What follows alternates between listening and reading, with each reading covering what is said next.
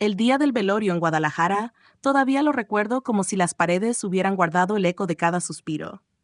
El incienso llenaba la sala, las velas titilaban en silencio y los rezos se mezclaban con el llanto. Mi hermana Mariela no se despegaba de los abogados que leían el testamento, como si esperara recibir la confirmación de que la vida al fin le sonreía. Yo, en cambio, apenas podía sostenerme de pie. No solo había perdido a mi madre, sino que presentía que algo dentro de mí también se había roto. Cuando anunciaron la repartición, lo inevitable sucedió. Mariela recibió 3 propiedades en Zapopan y Puerto Vallarta. A mí me entregaron un cuadro viejo cubierto de polvo, con un marco astillado y un olor a humedad. No pude ni reaccionar. Todo mundo me miraba como si yo hubiera sido la hija menos amada, la que no merecía nada. Esa noche, de regreso en casa, mi esposo Rafael no tardó en dejar salir su verdadero veneno. Ya ves, ni tu madre pensaba en ti. Te dejó una basura colgada en la pared, mientras tu hermana ahora es dueña de medio Jalisco. Sus palabras me atravesaron como cuchillos. Intenté defenderme, pero él tomó el cuadro con desprecio y lo arrojó al piso. El golpe resonó seco, y en el silencio que siguió, algo rodó hasta mis pies. Una llave antigua, de bronce, envuelta en un pedacito de tela con olor a incienso, como si hubiera estado guardada por décadas. Me agaché temblando, la recogí y la sentí fría en la palma de mi mano. Rafael, sin interés alguno, soltó una carcajada y salió dando un portazo. Para él, el cuadro no era más que basura. Para mí, esa llave encendió una chispa de preguntas que no me dejarían dormir. Esa noche casi no pegué los ojos. Mientras la ciudad se apagaba y los sonidos lejanos de las motocicletas se colaban por la ventana, yo acariciaba aquella llave como si pudiera hablarme. ¿Qué escondías, mamá?, me repetía en silencio. El marco del cuadro estaba medio abierto y con cuidado lo revisé. Entre la madera astillada había un papel doblado con torpeza. Lo desplegué y descubrí un nombre escrito con tinta deslavada, acompañado de unas anotaciones que parecían un croquis hacia el centro de Guadalajara. El corazón me dio un vuelco. Era como si mi madre hubiera planeado que yo encontrara aquello, como si me hubiera dejado un mensaje cifrado. Los días siguientes fingí normalidad frente a Rafael. Me preguntaba por qué no sonreía, por qué me veía más callada de lo habitual, pero no sospechó nada. Yo, en secreto, planifiqué mi visita al banco que aparecía en aquel croquis. Esperé un martes, cuando Rafael se fue temprano a trabajar, aunque yo sabía que en realidad se iba con sus amigos a las cantinas de Chapultepec. Me vestí de manera sencilla, sin maquillaje, sin perfume, como si fuera una visita cualquiera. Tomé la llave, guardada en el bolsillo interior de mi bolso, y me dirigí al centro. Al llegar al banco, mis manos sudaban. No sabía si aquella llave realmente abriría algo o si estaba imaginando un misterio donde no lo había. Me acerqué al mostrador y, con voz apenas firme, pregunté por la caja de seguridad, marcada con las iniciales XI-173. El empleado me miró con sorpresa, revisó en su computadora y luego asintió. «Claro, señora, acompáñeme». Me llevaron a una sala fría, iluminada con lámparas blancas. Introduje la llave en la cerradura. Al girarla, escuché el clic metálico más liberador de mi vida. La tapa se abrió con un leve chirrido y lo primero que vi fue un sobre amarillento con mi nombre escrito en la caligrafía de mi madre. Las lágrimas me nublaron la vista. Con manos temblorosas lo abrí. Dentro había varias escrituras de terrenos en Michoacán, documentos de cuentas bancarias y, lo más valioso, una carta. Lucía, hija mía, decía, sé que ahora estarás dolida y confundida, pero debes entender que lo que dejé en tus manos no es pobreza, sino protección. Conocí a Rafael desde antes de que tú lo vieras como el hombre de tu vida. Siempre supe que se alimentaba de la luz de los demás. Por eso guardé todo lo que realmente poseía en secreto para ti. No dejes que toque nada. No le digas lo que ahora sabes. Cuida tu silencio, porque ese será tu escudo. Llegará el momento de usarlo. Al terminar de leer, me cubrí el rostro. Sentí que mi madre, aún muerta, me abrazaba y me advertía. En ese instante comprendí que el cuadro no había sido una burla del destino.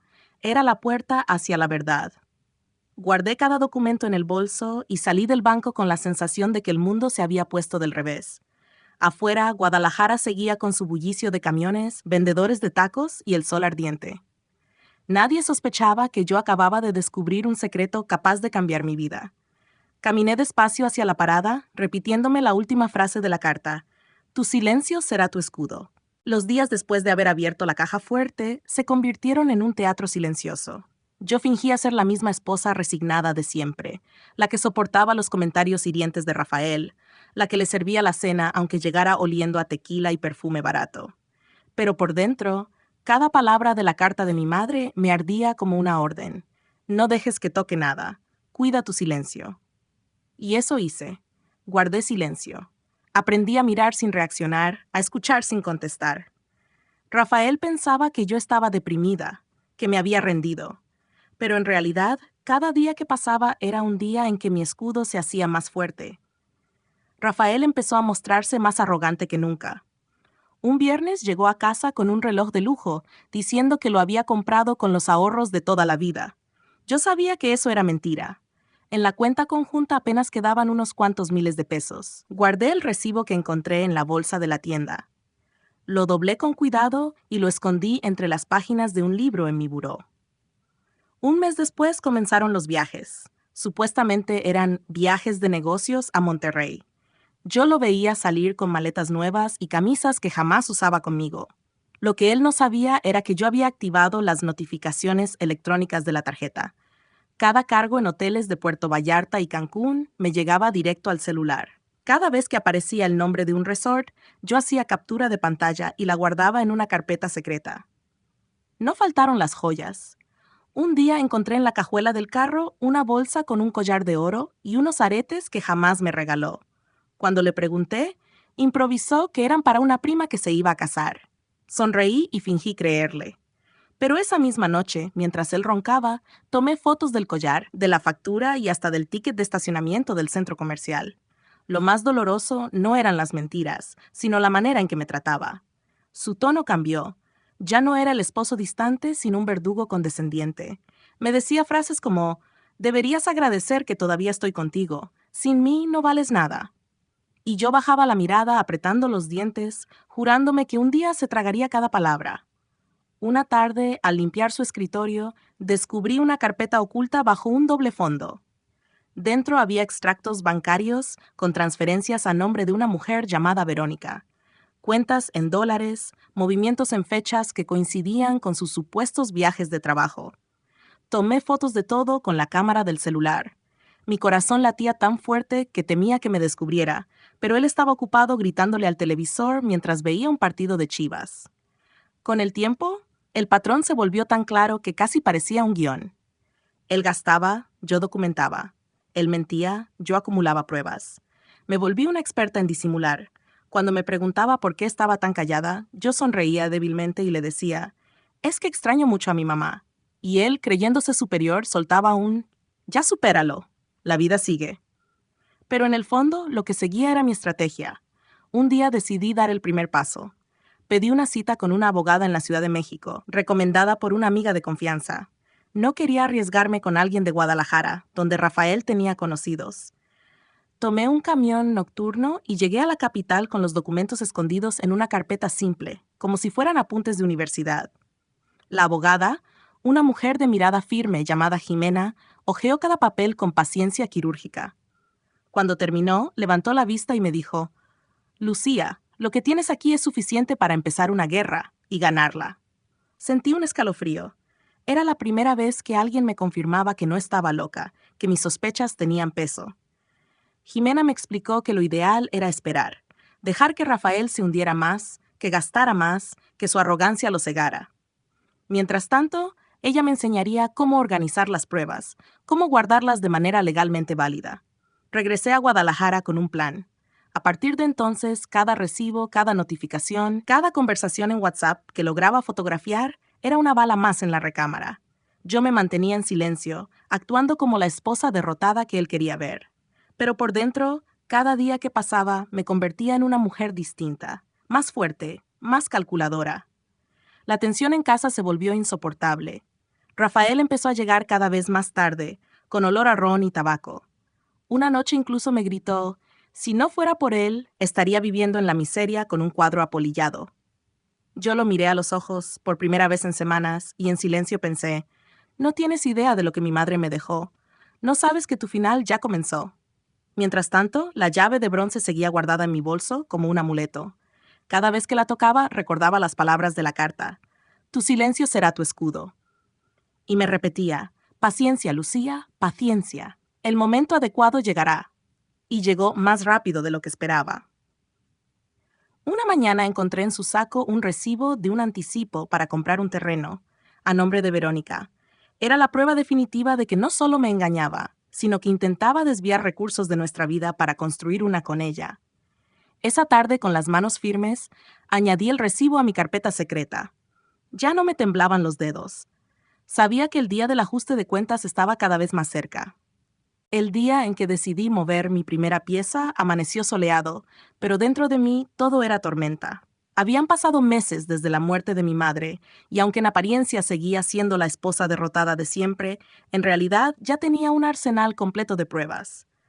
La abogada Jimena me dijo por teléfono, «Es ahora, Lucía. Él ya se expuso lo suficiente. Vamos a golpear cuando menos lo espere». Esa mañana, mientras Rafael se arreglaba frente al espejo, me lanzó su típica burla. «Mariela ya me invitó a la fiesta en su nueva casa en Puerto Vallarta. Qué lástima que tú no heredaras nada, ¿eh? Imagínate, ser la hermana pobre». Yo no contesté. Sonreí apenas y le serví café, como si no me doliera. Pero por dentro contaba las horas para que recibiera la notificación del juzgado.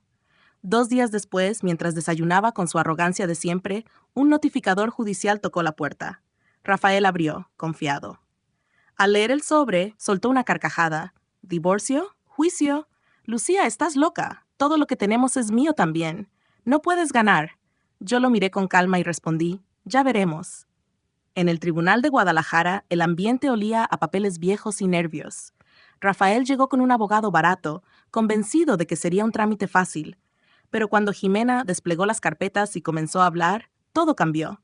El juez escuchaba serio mientras mi abogada mostraba, uno por uno, los estados de cuenta, las transferencias a nombre de Verónica, las fotos de los collares, los recibos de hoteles, las capturas de pantalla de las tarjetas. Cada documento era como un golpe directo al orgullo de Rafael. Él intentaba interrumpir, gritando que todo era mentira, que yo había inventado pruebas. Pero el juez lo callaba con un gesto seco. Cuando presentaron el recibo del terreno a nombre de Verónica, su rostro cambió. Ya no era la sonrisa confiada, sino una mueca de rabia contenida. El punto final fue cuando Jimena mostró el sobre con las escrituras que mi madre me había dejado en la caja de seguridad. Rafael se levantó de golpe, furioso. «Eso no puede ser. Todo era mío, todo». El juez, con voz firme, lo sentenció. «Señor Rafael, usted no tiene derecho sobre esos bienes. La señora Lucía es la única heredera legal. Además, los actos de infidelidad y mal manejo de recursos están debidamente acreditados. Este tribunal congela sus cuentas y lo condena a pagar pensión alimenticia durante los próximos años». Rafael se desplomó en la silla. Yo no celebré en voz alta. Simplemente respiré hondo, como quien al fin se quita un peso de encima después de cargarlo demasiado tiempo. La verdadera sorpresa llegó 2 semanas después. Una tarde tocaron la puerta. Era Verónica, la mujer por la que Rafael había arriesgado todo. Su rostro estaba desencajado. «Me dijo que dejarías que viviéramos en paz, que él tenía propiedades, dinero, y ahora me entero de que no tiene nada. ¿Es cierto?» Sin palabras, le entregué una copia del fallo del juez y varios de los documentos que lo hundieron. Ella los leyó rápido. Su cara pasó del enojo a la decepción y luego a un frío desprecio. Entonces se acabó. Ese hombre no volverá a verme. La vi marcharse con paso firme y supe que Rafael no solo había perdido en los tribunales, sino también en lo personal. Todo lo que había construido sobre mentiras se derrumbaba. Un mes después, vendí el cuadro viejo en una subasta en Ciudad de México. Para sorpresa de todos, un coleccionista pagó una cantidad que superaba lo que Rafael había ganado en un año entero de trabajo. Pero no lo hice por dinero. Lo vendí porque ya no necesitaba tenerlo colgado en la sala como recuerdo de la humillación.